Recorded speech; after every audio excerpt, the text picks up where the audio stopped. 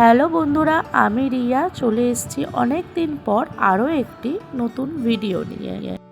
আমি এখন আছি লাহিড়ী বাবার আশ্রমে, আর এই আশ্রমটি ব্যান্ডেলে রাজহাটের কাছেই অবস্থিত। তোমরা যদি এই লাহিড়ী বাবার আশ্রমে আসতে চাও, তাহলে যারা হাওড়া থেকে আসবে তারা ব্যান্ডেলগামী যে কোনো ট্রেনে করে ব্যান্ডেল স্টেশনে পৌঁছে সেখান থেকে টোটো বা অটোতে করে এই লাহিড়ী বাবার আশ্রম বললেই চলে আসতে পারবেন। আর যারা চুঁচুড়া বা এদিক থেকে আসবেন তারা একদম ডাইরেক্ট যে কোনো টোটো বা অটো রিজার্ভ করে চলে আসতে পারেন এই লাহিড়ী বাবার আশ্রমে। লাহিড়ী বাবার আশ্রমের ভেতরে আমরা পৌঁছে গেছি। আশ্রমের ভেতরটি খুব সুন্দর সাজানো, আপনারা দেখতেই পাচ্ছেন। এখানে পাশে কতগুলো রাজহাঁস এখানে চড়ে বেড়াচ্ছে। এছাড়া এখানে প্রচুর ফুল গাছ, অন্যান্য নারকেল গাছ, সমস্ত কিছু দিয়েই এই আশ্রমটি সাজিয়ে তোলা হয়েছে। এখানে প্রচুর গোলাপ বাগানের চাষ করা হয়েছে। এই আশ্রমটি খোলা থাকে সকাল 10টা থেকে দুপুর 12টা অবধি, আর বিকেল 4টে থেকে 6টা অবধি। তাই এই গরমের মধ্যে যারা চাইছেন কাছে পিঠে কোথাও ঘুরতে যাবেন, তারা বিকেলবেলা এই আশ্রমটিতে ঘুরে আসতেই পারেন। তো চলুন বন্ধুরা, আমরা হাঁটতে হাঁটতে আশ্রমের অনেকটা ভেতরেই পৌঁছে গেছি। এখানে আশ্রমের ভেতরেই আপনারা দেখতে পাবেন একটি দুর্গা ঠাকুর নিয়ে যাচ্ছেন কয়েকজন মানুষ। তো সেটি একটি কাঠের মাধ্যমে দেখানো হয়েছে।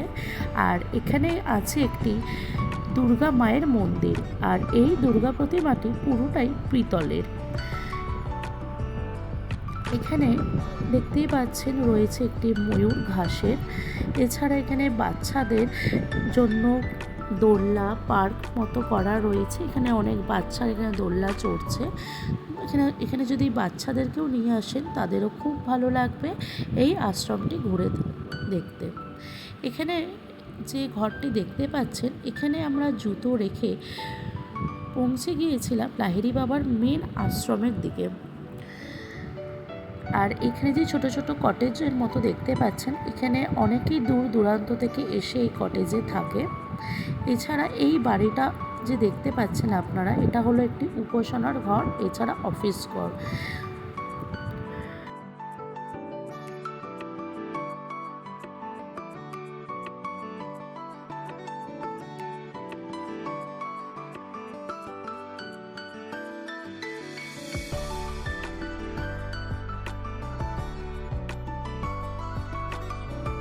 এটি হলো মেন লাহিড়ী বাবার আশ্রম।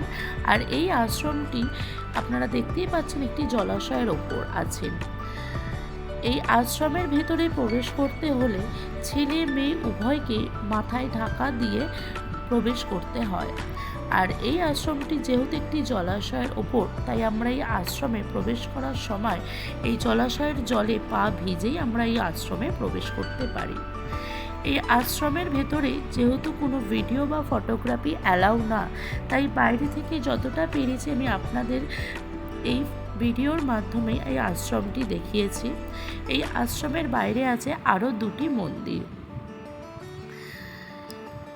এই আশ্রমটি সত্যি খুব সুন্দর, অসাধারণ। যারা আপনারা এখনো পর্যন্ত এই আশ্রমটি আসেননি, তারা অবশ্যই আসুন এই আশ্রমে, খুব ভালো লাগবে।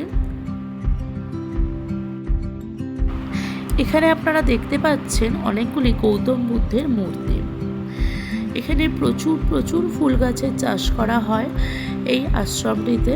তো বিকেলবেলা এক পরন্ত বিকেলে রোদের যে আলোটি পড়েছে মন্দিরের ওপর, তার জন্য আরও মন্দিরটি খুব সুন্দর হয়ে উঠেছে।